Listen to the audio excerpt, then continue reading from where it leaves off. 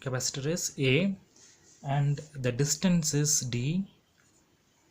Now we know the formulas, that is capacitance C is equal to epsilon naught A by D. This is for a parallel plate capacitor, capacitance of a parallel plate capacitor, and we also know that V is equal to ED, the voltage is equal to electric field into the distance.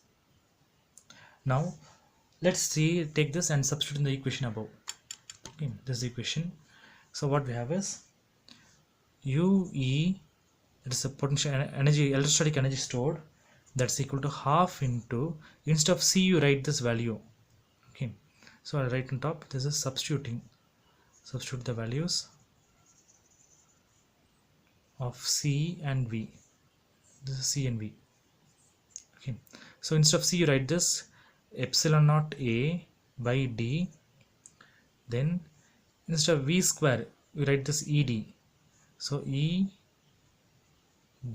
the whole square. This is epsilon naught and this is ED. Okay, this is epsilon naught, it's not E. So let's see what we get here. We get here half into epsilon naught A by D into E square D square. D and the square will cancel. So what we get is, we get half into epsilon naught A, this is epsilon naught, okay, epsilon naught A, then D will write front, AD into E square. Now what is this AD means? Area into the distance. Okay, we know that volume is equal to area into distance. Okay, so instead of writing area into distance we can write volume also. Now let us see this. So this is energy, but now let's see energy density. Energy density. So what does the energy density mean? Energy density means the energy stored per unit volume of space is defined as the energy density.